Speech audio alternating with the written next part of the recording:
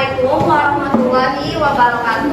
Waalaikumsalam warahmatullahi wabarakatuh. Selamat pagi. Pagi. Apa kabar kalian semuanya? Alhamdulillah baik. Alhamdulillah, dalam pembelajaran hari ini, pertemuan hari ini kita masih dikumpulkan kembali dalam keadaan sehat ya. Baik, sebelum pelajaran dimulai, alangkah baiknya berdoa dulu dipimpin oleh ketua kelas. Silakan. Barabi. Siap. Sebelum belajar, alangkah baiknya kita berdoa dulu. Berdoa. Saya absen dulu ya. Ada Ari, Aida, Amelia Putri. Sebelum pembelajaran dimulai, kita akan melakukan ice breaking. Dapur fokus.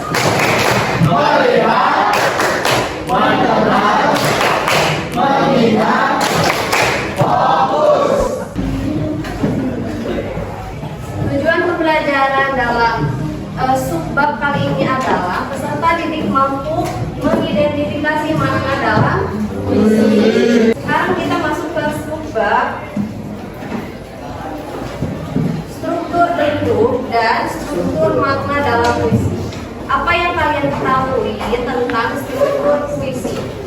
Puisi itu kan adalah sebuah karya yang penuh makna. Nah, ketika kita mengetahui tentang makna tersebut, pasti kita harus menentukan strukturnya. Apa saja strukturnya? Ada yang tahu? Apa? Ada? Ya. Kedua, ada apa saja? Alur atau suasana, ya. Kita kan sudah tahu strukturnya seperti ini. Tapi dalam puisi kali ini struktur itu dibagi menjadi dua, ya. Ada struktur batin dan juga ada struktur fisik, ya. Struktur fisik seperti apa? Yang kalian ketahui kemarin sudah. Fisik itu seperti apa yang bisa kita lihat, bentukannya seperti apa puisinya, ya. Yang bisa kita baca puisinya seperti apa. Kemarin dijelaskan seperti apa. Ada apa aja? Betul, ada si. Terus ada apa kemarin dipelajari? Ada tiga. Gaya bahasa. Bukan, kalau gaya bahasa masuk ke dalam struktur majas. Majas masuk ke diksi. 5. Ya. Terus apa? Visual dan puisi. Visual, gambaran yang kemarin sudah dijelaskan, gambaran puisi. Ada? Betul. Apa Marwah yang gede? Tipografi. Tepuk tangan buat semuanya. Masih ingat ya, ini karena subbab terakhir dalam pembahasan puisi, ya. Nah, kalau struktur batin itu kenapa sih bisa tema, kenapa bisa alur, kenapa bisa nada, kenapa bisa amanat? Karena yang bisa dirasakan oleh batin kita makna yang tersirat dari sebuah puisi tersebut, ya. Tema hanya bisa kita rasakan saat kita membacakannya, kan? Betul? Nih, tema. Ya. Tema adalah pokok pikiran. Silahkan dibaca selanjutnya. Tema adalah pokok pikiran, ya, dalam sebuah puisi, ya. Jadi misalnya kalian sedang membaca sebuah puisi.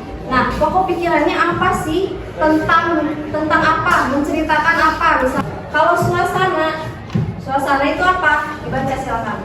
Suasana puisi adalah yang ringan sebagai keadaan seorang pembaca setelah membaca atau mendengar suatu puisi. Nah, ketika kalian membaca sebuah puisi, pasti kalian merasakan suasana yang terdapat dalam teks puisi tersebut, ya enggak? Apakah suasananya gembira, ya? Ketiga ada nada. Silakan dibaca nada. Dalam puisi dapat diartikan sebagai sikap. Ya. Jadi efek dari sebuah puisi, ya, bisa jadi puisi tersebut menjadi bentuk protes atau menyindir, ya.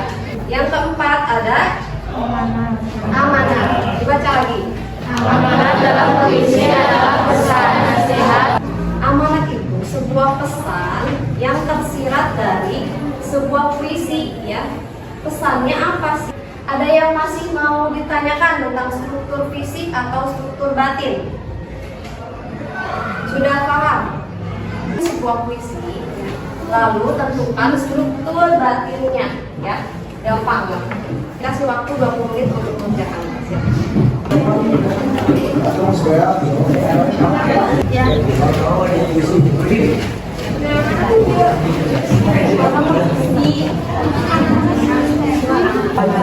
Pokoknya 4 itu aja yang di situ.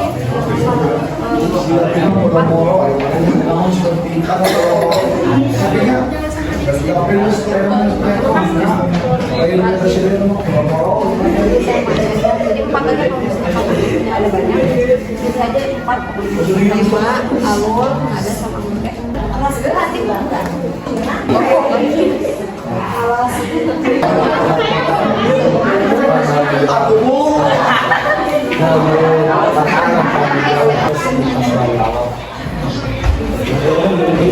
Assalamualaikum warahmatullahi wabarakatuh. Sebelum saya membacakan puisi, di sini saya akan memperkenalkan diri dulu.